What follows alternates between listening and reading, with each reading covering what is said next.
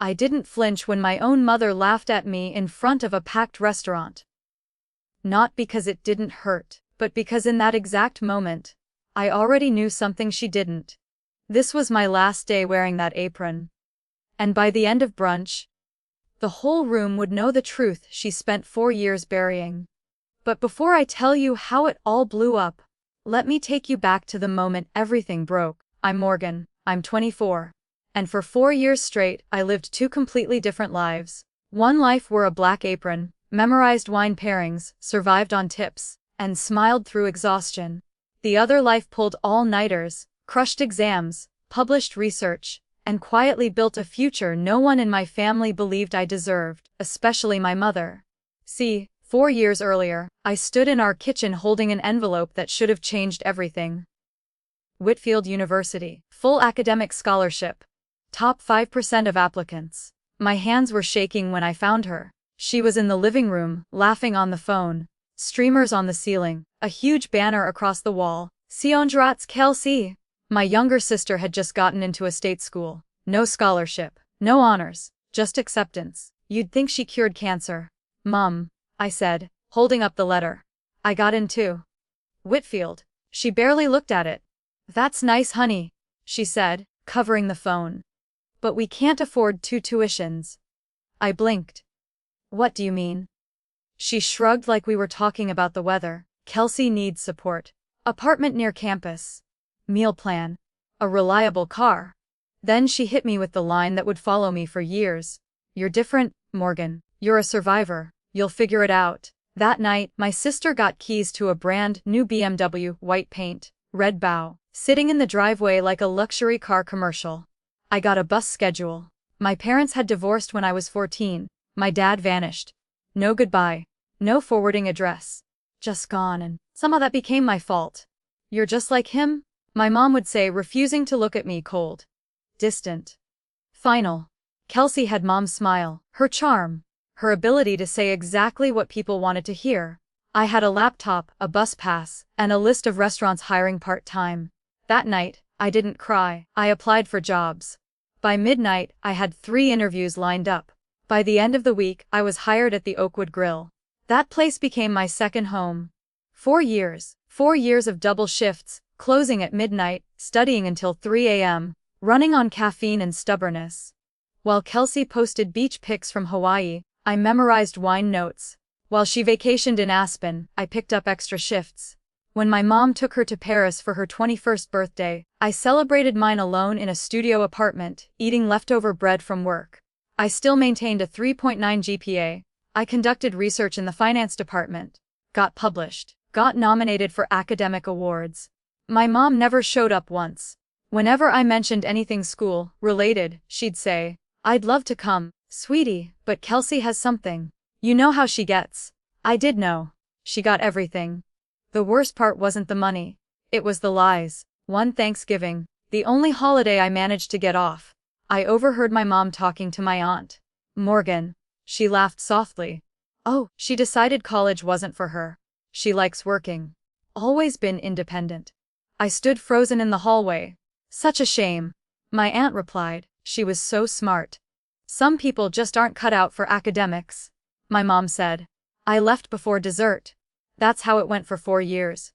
To my family, I was the dropout. The disappointment. The girl who chose to work. No one knew I was 18 credits from graduating with honors. No one knew anything about me at all. Until 3 weeks before Mother's Day. I was sitting in the break room at Oakwood Grill, between lunch and dinner shifts, scrolling through emails on my cracked phone. Then I saw it. Subject: offer of employment. Whitmore and Associates. My heart stopped. Whitmore wasn't just any firm. Top 10 financial consulting company on the East Coast. They hired Ivy League grads, not waitresses who smelled like hollandaise sauce. I opened the email. Dear Ms. Townsend. I read it 4 times. The salary alone was more than I'd made in 4 years of tips combined. My hands were shaking when I called my manager. I got it, I said. The job. There was silence. Then, you earned this, he said. Every bit of it. I started May 12th, the Monday after Mother's Day. Which meant one thing. Mother's Day was my last shift. That night, I made a decision. I wouldn't announce it. I wouldn't brag. I wouldn't explain myself. I'd just finish strong and walk away. I didn't know my mother and sister were already planning something of their own, and that their plan would blow up everything. The moment my mom called me on a Tuesday afternoon, my stomach dropped. She never called on Tuesdays. Actually, she barely called at all unless she wanted something. So when her name lit up my phone, I already knew this wasn't about love. It was about control. I almost let it go to voicemail. Almost. "Hey mom," I said, keeping my voice neutral. Her tone flipped instantly, sweet, syrupy, fake, nice. The kind she used when other people were listening. "Hi, sweetheart. I was just thinking about Mother's Day." I stopped walking. "Oh," I said carefully. "Well," she continued, dragging the word out. "Kelsey suggested we all do brunch together. As a family." She emphasized family like it was a weapon. "I can't," I said. "I told you weeks ago. I'm working." There was a pause. Then the sweetness vanished. "You always have to work," she snapped. "It's like you're avoiding us." I clenched my jaw. "I'm paying my bills, Mom." Her laugh was sharp, bitter. "God, you sound just like him." My chest went tight. She never talked about my dad. Never. That name was radioactive. "A real daughter," she continued, "would make time for her mother. A real daughter would choose her family." That's when I heard it. A giggle. Light. Familiar. "Kelsey." She was listening. This wasn't a private call. It was entertainment. "Is Kelsey there?" I asked. "What? No," my mom said too quickly. "She just walked in."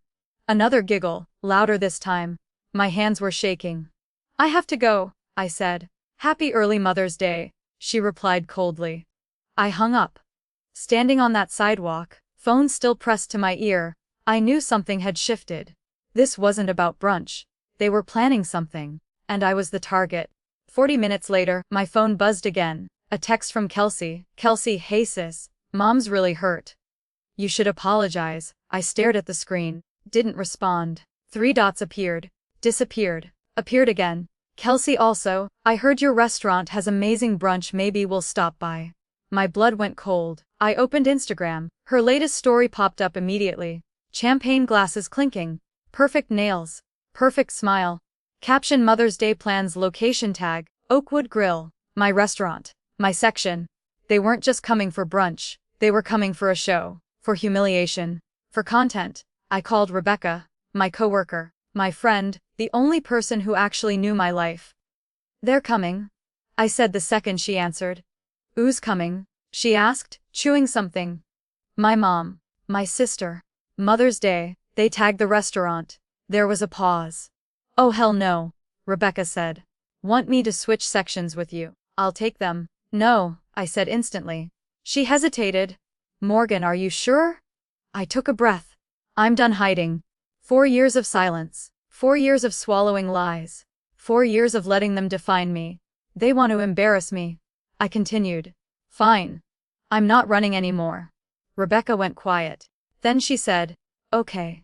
Then I've got your back. Whatever happens." The night before Mother's Day, I didn't sleep. I ironed my uniform twice. Checked my apron. Tied my hair back perfectly. At midnight, I pulled the offer letter from my bag and read it again. Junior financial analyst.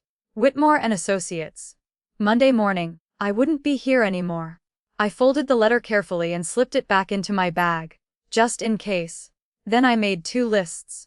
Things I will not do tomorrow. Cry, apologize for my job, let them see me break. Things I will do, tell the truth, keep my dignity, stop pretending. At 6:00 a.m., my phone buzzed. A text from my manager. "Mr. Davidson, big day. Whatever happens, I've got your back." I smiled. Then another notification. Kelsey posted again. Full makeup. Designer dress. Hair flawless. Caption: "Ready to make memories today." She had no idea what kind of memories she was about to make. The Oakwood Grill was chaos by 7 a.m. Mother's Day brunches war. Every table booked. Every server sprinting. The kitchen smelled like coffee and panic. Rebecca found me near the coffee station. "You okay?" she asked. "I'm okay," I said, mostly. She squeezed my arm.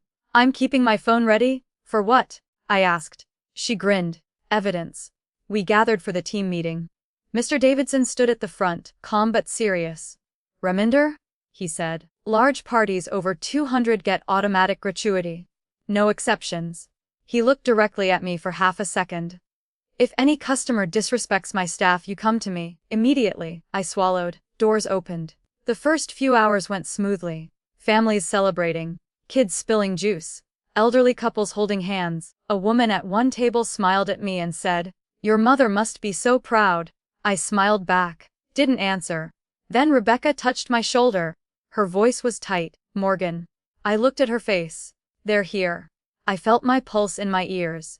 Through the crowd, I saw them. Designer dress, Gucci bag, phone already raised. Kelsey was recording.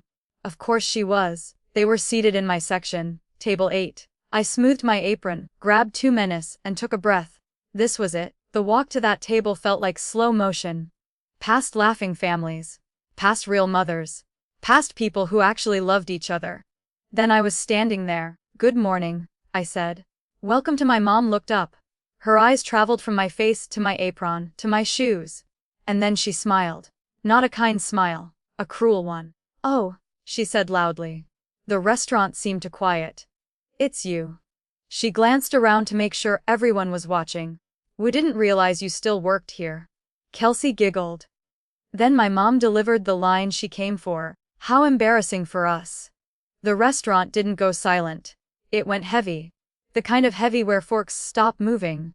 Where people pretend not to stare, but every ear is locked in. My mom's words hung in the air. "How embarrassing for us."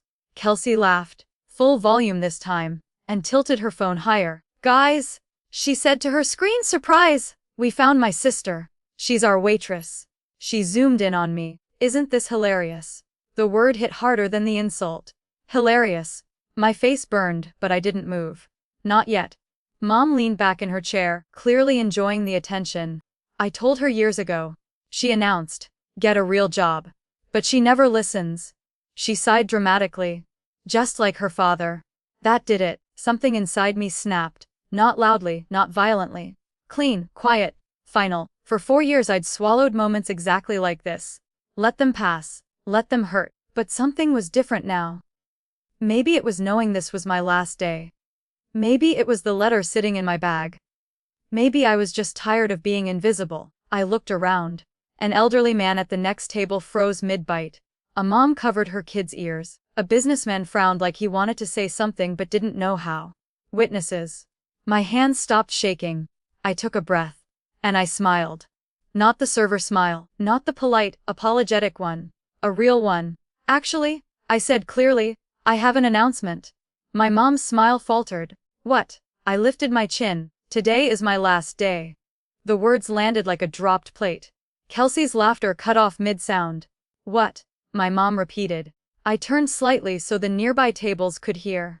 "Today is my last shift at the Oakwood Grill," I said. "So I plan to make it a good one."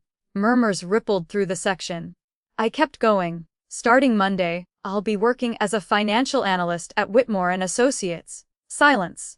Then, "Whitmore," an older man said. "That's a big firm." I nodded. "Yes, sir, it is." The single mom 2 tables over started clapping. Slow at first, then louder. Her kids joined in, clapping just because she was. The businessman raised his coffee cup toward me. My mom's face drained of color. "That's ridiculous," she snapped. "You didn't even go to college." I smiled gently. "Actually, I did. Full-time. For 4 years, while working here." She stared at me like I'd spoken another language. "I graduated with honors." I continued. "Published research. Got recruited." "You never told me," she whispered. I met her eyes. "You never asked." Kelsey's phone was still raised, but her hand was shaking now. I turned toward her. "And Kelsey?" I said calmly. "You applied to Whitmore too, didn't you?" Her face went white. "You didn't get in." The words were quiet, deadly. Mom whipped toward her. "What?" Kelsey stammered. "I decided not to." "They rejected you?" I said. "That's why you never posted about it." A snort came from somewhere behind me. Then a laugh. Then another. Kelsey's phone buzzed nonstop. Her livestream comments were exploding. My manager appeared beside me. "Is there a problem here?" Mr. Davidson asked calmly. My mom straightened instantly. "Yes," she said sweetly. "Your employee is being extremely rude. He didn't blink. "What I saw," he said, "was a customer publicly humiliating one of my best employees." He turned to me. "You okay?" I nodded. "Good," he said. "Continue." I looked at my mom. Funny how small she looked now. "Since it's my last day," I said, "let me serve you properly." I turned to the surrounding tables. Dessert is on the house for everyone in this section. Gasps. Smiles. Courtesy of my mother. Applause broke out. Mom's eyes went wide. "I'm not paying for that," she hissed. I leaned in slightly. "You've spent years telling people how much you sacrifice for your children." I smiled. She couldn't say no, not with everyone watching. An hour later, I dropped the check. $347, plus automatic gratuity. Total $416.40. Mom's card declined. Once, twice. Mr. Davidson stepped in. "Cash only," he said. The restaurant reacted. Then Kelsey whispered, horrified, "Mom, I was live." 30,000 people had watched everything. Phones were out everywhere. Rebecca showed me one. Trending.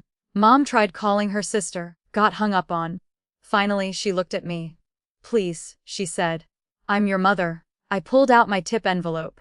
"I'll pay," I said, "but this is the last thing I ever do for you." She nodded, broken. They left without a word. That Monday, I walked into Whitmore and Associates. New blazer. New life. The apron stayed behind. I thought the worst part was over when my mom walked out of the restaurant. I was wrong. That was just the beginning, because humiliation in a restaurant fades. Humiliation on the internet lives forever. The second my shift ended, my phone wouldn't stop vibrating. Text, DM, notification after notification. I sat in the break room, apron folded on my lap for the last time, staring at my screen like it was someone else's life. Rebecca burst in first. "Girl," she said, breathless. "You're everywhere." She shoved her phone in front of my face. The video had already been reposted. Not once, not twice, hundreds of times. Rich mom humiliates waitress daughter, instantly regrets it. Golden child exposed on Mother's Day. Manager of the year. The view count climbed so fast it made me dizzy. 50K, 100K, 300K. I didn't know whether to laugh or throw up. "I didn't ask for this," I whispered. Rebecca shrugged. "You didn't ask to be humiliated either." By that night, the comments had turned brutal. Not toward me. Toward them. People weren't just mad. They were personal. She chose favorites and got exposed. How do you lie about your own kid like that? That sister's influencer career is done. Kelsey's username was being tagged nonstop. So was my mom's. And that's when the family text started. "Aunt Patricia Morgan, is this true?" I stared at the message for a long time. I'd spent 4 years being silent. I wasn't doing that anymore. Me, yes. 3 dots appeared. Then stopped. Then a new message came in. "Aunt Patricia, I had no idea. I'm so sorry." That one sentence hit harder than all the applause in the restaurant. Within hours, cousins I hadn't heard from in years were reaching out. "I told her years ago," she announced. "Get a real job." But she never listens. She sighed dramatically. Just like her father. That did it. Something inside me snapped. Not loudly, not violently. Clean, quiet, final. For 4 years I'd swallowed moments exactly like this. Let them pass. Let them hurt. But something was different now. Maybe it was knowing this was my last day. Maybe it was the letter sitting in my bag. Maybe I was just tired of being invisible. I looked around. An elderly man at the next table froze mid-bite. A mom covered her kid's ears. A businessman frowned like he wanted to say something but didn't know how. Witnesses. My hands stopped shaking. I took a breath. And I smiled.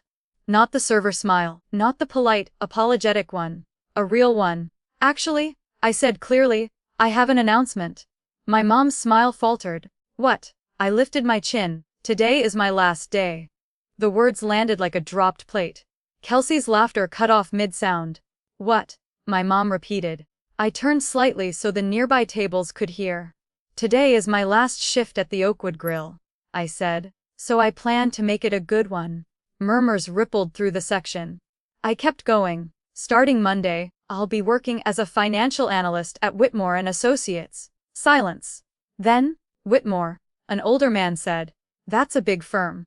I nodded. "Yes, sir, it is." The single mom 2 tables over started clapping. Slow at first, then louder. Her kids joined in, clapping just because she was. The businessman raised his coffee cup toward me. My mom's face drained of color. That's ridiculous, she snapped. You didn't even go to college. I smiled gently. Actually, I did. Full-time. For 4 years, while working here. She stared at me like I'd spoken another language. I graduated with honors. I continued. Published research. Got recruited. You never told me, she whispered. I met her eyes. You never asked. Kelsey's phone was still raised, but her hand was shaking now. I turned toward her. And Kelsey? I said calmly. You applied to Whitmore too, didn't you? Her face went white. You didn't get in. The words were quiet, deadly. Mom whipped toward her. What? Kelsey stammered. I decided not to. They rejected you? I said. That's why you never posted about it. A snort came from somewhere behind me. Then a laugh. Then another. Kelsey's phone buzzed nonstop. Her livestream comments were exploding. My manager appeared beside me. Is there a problem here? Mr. Davidson asked calmly. My mom straightened instantly. Yes, she said sweetly. Your employee is being extremely rude. He didn't blink. What I saw, he said, was a customer publicly humiliating one of my best employees. He turned to me. You okay? I nodded. Good, he said. Continue. I looked at my mom. Funny how small she looked now. Since it's my last day, I said, let me serve you properly. I turned to the surrounding tables. Dessert is on the house for everyone in this section. Gasps. Smiles. Courtesy of my mother. Applause broke out. Mom's eyes went wide. I'm not paying for that, she hissed. I leaned in slightly. You've spent years telling people how much you sacrifice for your children. I smiled. She couldn't say no, not with everyone watching. An hour later, I dropped the check. $347, plus automatic gratuity. Total $416.40. Mom's card declined. Once, twice. Mr. Davidson stepped in. Cash only, he said. The restaurant reacted. Then Kelsey whispered, horrified. Mom, I was live. 30,000 people had watched everything. Phones were out everywhere. Rebecca showed me one. Trending. Mom tried calling her sister, got hung up on. Finally, she looked at me. Please, she said. I'm your mother. I pulled out my tip envelope. I'll pay, I said, but this is the last thing I ever do for you. She nodded, broken. They left without a word. That Monday, I walked into Whitmore and Associates. New blazer. New life. The apron stayed behind. I thought the worst part was over when my mom walked out of the restaurant. I was wrong. That was just the beginning, because humiliation in a restaurant fades. Humiliation on the internet lives forever. The second my shift ended, my phone wouldn't stop vibrating. Text, DM, notification after notification. I sat in the break room, apron folded on my lap for the last time, staring at my screen like it was someone else's life. Rebecca burst in first. Girl, she said, breathless. You're everywhere. She shoved her phone in front of my face. The video had already been reposted. Not once, not twice, hundreds of times. Rich mom humiliates waitress daughter, instantly regrets it. Golden child exposed on Mother's Day. Manager of the year. The view count climbed so fast it made me dizzy. 50K, 100K, 300K. I didn't know whether to laugh or throw up. I didn't ask for this, I whispered. Rebecca shrugged. You didn't ask to be humiliated either. By that night, the comments had turned brutal. Not toward me. Toward them. People weren't just mad. They were personal. She chose favorites and got exposed. How do you lie about your own kid like that? That sister's influencer career is done. Kelsey's username was being tagged nonstop. So was my mom's. And that's when the family text started. Aunt Patricia Morgan, is this true? I stared at the message for a long time. I'd spent 4 years being silent. I wasn't doing that anymore. Me, yes. 3 dots appeared. Then stopped. Then a new message came in. Aunt Patricia, I had no idea. I'm so sorry. That one sentence hit harder than all the applause in the restaurant. Within hours, cousins I hadn't heard from in years were reaching out. Why did your mom say you dropped out? Why didn't anyone tell us? I saw the video, are you okay? The narrative flipped overnight. I wasn't the failure anymore. I was the one who survived. Kelsey went private the next day.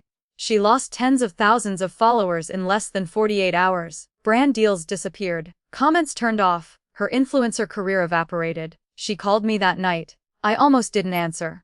Almost. Hey, I said. She was crying. Real crying. Not Instagram crying. I didn't mean for it to go that far. She sobbed. I didn't think people would turn on me. I stayed quiet. Mom says you embarrassed her. She continued. She says you did it on purpose. I laughed once. Short, dry. She embarrassed herself. Silence. Then, quietly. I didn't know you were that smart. That one sentence told me everything. She'd never bothered to know. I need time, I said. Don't call me again unless you're ready to tell the truth. She hung up. My mom never called. Not once. No apology. No explanation. No birthday card when August came. The silence didn't hurt like I thought it would. It felt peaceful.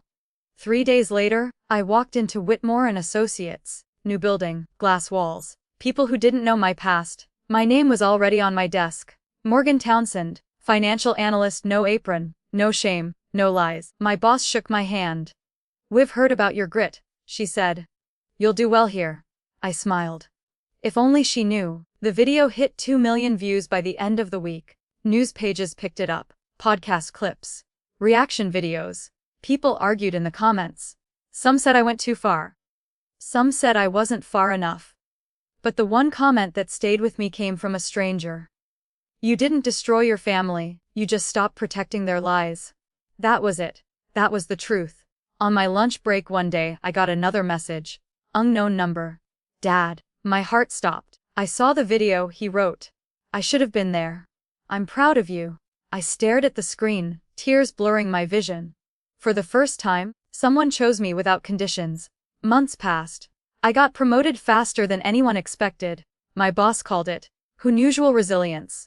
I called it survival. My life stabilized. Furniture, savings, peace. And then Mother's Day came around again.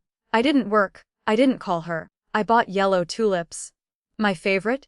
And put them on my own table. For the girl who worked double shifts. For the woman who stopped begging for approval. I raised my coffee mug to myself and smiled. Success doesn't just change your life. It exposes people. Especially the ones who were comfortable with you failing. 3 weeks after the video went viral, I made a mistake. I answered a call from my mom. Her name flashed across my screen while I was walking out of work. Blazer over my arm, heels clicking against marble floors. For a second, I considered letting it ring. Then I remembered something important. I wasn't scared of her anymore. Hello, I said. Her voice cracked immediately. Morgan, thank God. I've been trying to reach you. Lie, she hadn't tried once. What do you want? I asked calmly. A sharp inhale. Then the victim voice. You humiliated me. Do you have any idea what people are saying about me? There it was. Not I'm sorry. Not I was wrong. Just reputation damage control. You humiliated yourself, I said. I told the truth. You didn't have to do it like that. She snapped. You could have handled it privately. I stopped walking. Privately? I repeated. Like the 4 years you privately told everyone I was a dropout. Silence. Then she tried a new tactic. I was protecting you. I laughed. No, I said. You were protecting Kelsey. She exhaled sharply. You always think everything is about favoritism. Because it was. She changed gears again. I want us to move forward, she said. People make mistakes. People, not her. I need you to post something, she added quickly. Clarify things. Say it was exaggerated. Say emotions were high. My grip tightened on my phone. You want me to lie for you? I said. Not lie, she corrected. Soften it. I closed my eyes. No. Her voice hardened. You owe me. I raised you. That sentence used to control me. It didn't anymore. You provided shelter, I said. You didn't provide support. She gasped like I slapped her. How dare you talk to me like that? How dare you show up to my job to humiliate me? Silence again. Then, quietly, you've changed. Yes, I said. That was the point. 2 days later, the family group chat lit up. A message from my mom. I'd like everyone to remember that family matters stay private. Private. Funny how public humiliation didn't count. Cousins pushed back. Aunt Patricia sent a long message about accountability. Someone shared the video again. The chat exploded, then my mom left the group. Just like that. No goodbye, no explanation, just gone. Kelsey tried next. She showed up at my apartment unannounced. I almost didn't open the door. She looked different. No makeup. No designer bag. No phone in her hand. "I just want to talk," she said. I stepped aside. She sat on my couch, staring at the floor. "I didn't know Mom treated you like that," she said quietly. I didn't respond. "I mean, I knew, but I didn't know," she added, still quiet. "I was jealous," she admitted. "Not of your job, of your work ethic. You didn't need her approval." That one surprised me. She swallowed. "I thought if I kept her happy, I'd always be safe." I nodded slowly. "That's the trap," I said. She looked up. "Can we start over?" I thought about it. Then I shook my head. "Not yet," she cried. I didn't. At work, life moved forward. I got my first client project. Then a promotion. People respected me for my work, not my family name. One afternoon, my boss pulled me aside. "You don't flinch under pressure," she said. "Where'd you learn that?" I smiled. Long story. Another message came in. From my dad. He wanted to meet. I hesitated. Then agreed. We met for coffee. He looked older. Smaller. "I was a coward," he said. "And she took it out on you." I listened. He apologized. Not perfectly. But sincerely it mattered. The final straw came when my mom posted a long Facebook essay about sacrifices, about misunderstandings, about being a single mother doing her best. No apology. Just image repair. People didn't buy it. The comments were brutal. She deleted it within hours. That night, I typed a message. Not public. Private. "I'm done explaining myself. I wish you peace, but I won't be part of your narrative anymore." She didn't respond. And that was it. No dramatic confrontation. No screaming. Just a boundary. The strongest one I'd ever set. People think freedom feels loud. Like victory. Like applause. They're wrong. Freedom is quiet. The first sign that something had truly changed came on a random Tuesday morning. No notifications. No drama. No guilt texts. Just sunlight through my apartment window. And the sound of my coffee maker actually working for once. I stood there holding my mug, waiting for the anxiety to kick in. It didn't. For the first time in my life, no one was disappointed in me. No one was watching me fail or succeed. I was just living. Healing didn't happen all at once. It showed up in small, strange ways. Like realizing I no longer rehearsed conversations in my head before phone calls. Or that I stopped flinching when my phone buzzed. Or that silence felt peaceful instead of dangerous. I hadn't noticed how loud my mind had always been until it finally shut up. At work, something shifted too. Without the constant background noise of family stress, I focused better. I spoke up in meetings. I took ownership of projects. I stopped apologizing before sharing ideas. One afternoon, my boss pulled me aside. "You've grown a lot in a short time," she said. "What changed?" I thought about it. "I stopped trying to prove myself to people who didn't want to see me," I replied. She smiled. "That'll do it." Kelsey texted occasionally. Short messages. "Hope you're well. Saw something that reminded me of you." No pressure. No guilt. I responded when I felt like it. Not out of obligation. That was new. My dad and I met once a month. We didn't rewrite the past. We didn't pretend. We talked about the present. He showed up on time. He listened. That mattered more than excuses. One evening, I went back to Oakwood Grill. Not to work. To eat. Rebecca hugged me so hard I almost dropped my purse. "You look different," she said. "I feel different," I replied. Mr. Davidson came out from the back.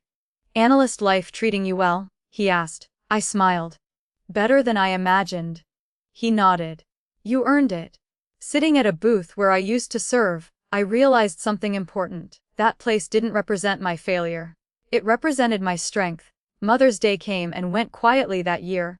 No brunch plans. No forced calls. I went hiking instead. Bought myself lunch. Did absolutely nothing out of guilt. And the world didn't end. The internet eventually moved on. Another story replaced mine. Another villain. Another hero. I didn't miss it. The validation had been nice, but it wasn't the point. Peace was. One night, I found the old bus schedule in a drawer. The one my mom gave me the night Kelsey got the BMW. I stared at it for a long time. Then I threw it away. Not angrily, gently, like closing a chapter. I stopped defining myself as the strong one. Strength is exhausting when it's forced. Now, I let myself rest. I let myself need people. I let myself be soft. The biggest surprise. I didn't hate my mom. I didn't love her either. I just let her go. And that was enough. I thought closure was something someone else gives you. An apology. A confession. A moment where everything makes sense. I was wrong. Closure is something you take. It happened on a random Thursday evening. I was cleaning out old emails when I found it. An unopened message. Dated 4 years ago. From my mom. Subject line: "We need to talk." I stared at it for a long time. Back then, I'd been too afraid to open it. Too afraid of what she'd say. Now, I was curious. The email was short, cold, transactional. "I can't support you financially. Kelsey needs stability. You're strong. You'll understand." That was it. No warmth, no regret, no love, just confirmation, and strangely relief. Because now I knew. It was never about me not being enough. It was about her choosing what was easier. That night, I wrote a letter. Not to send, just to say everything I never could. I wrote about the BMW, the bus schedule, the lies at Thanksgiving, the way she said my father's name like an insult. I wrote about studying in exhaustion, about eating leftover bread, about being invisible. I didn't hold back. When I finished, my hands were shaking. Then I did something unexpected. I laughed, because writing it down made it smaller. It no longer lived inside me. The next morning, I went to work early. Before anyone else arrived, I stood in the lobby, watching the city wake up. And for the first time, I didn't feel like I was running from my past. I'd outrun it. That afternoon, my phone buzzed. A text from my mom: "We should talk." I stared at it, longer than I needed to. Then I typed back, "No." That was the entire message. No explanation, no anger. Just a boundary. She never replied. Weeks later, I ran into an old family friend at the grocery store. She looked surprised to see me. "Oh," she said. "I heard about everything. Your mom says you've changed." I smiled politely.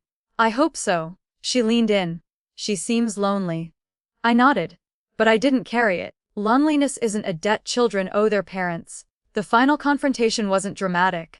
No yelling, no tears, just distance. And distance can be powerful. One night, I sat on my balcony, city lights stretching below. I thought about the girl I used to be.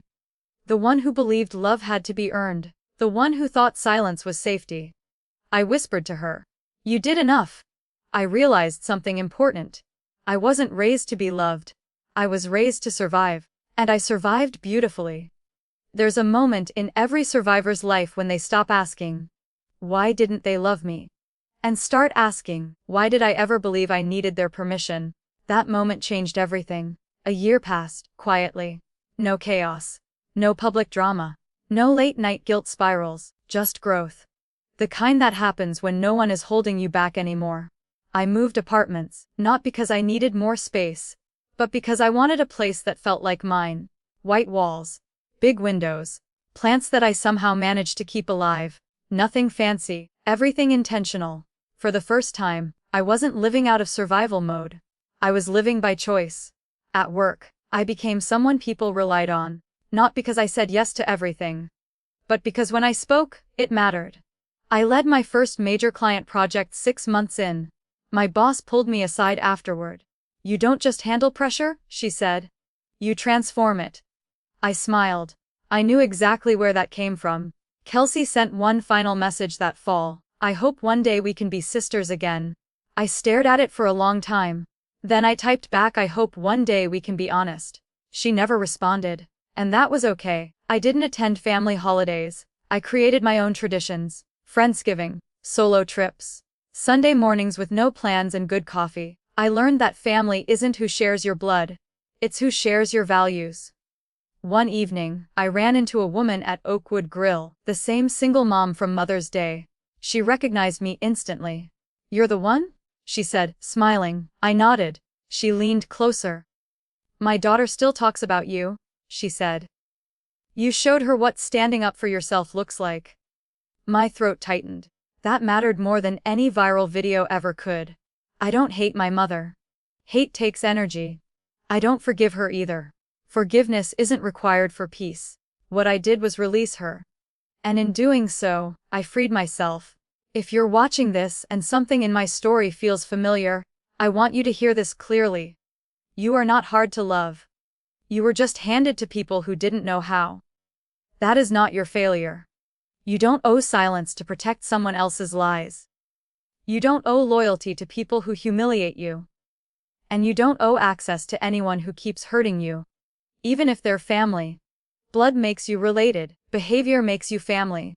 I used to think success would be the loudest part of my life. It wasn't. Peace was. On the last Mother's Day, I didn't post anything, I didn't explain. I didn't perform. I bought myself yellow tulips again. Put them on my table. And whispered something I wish I'd known years earlier. You did enough. You are enough. You always were. The girl in the apron didn't fail. She built a future from nothing. And that future belongs to her. To me, if you've ever been the forgotten one. The strong one. The one who had to grow up too fast. This is your reminder. You don't need permission to build a beautiful life. You already have everything it takes.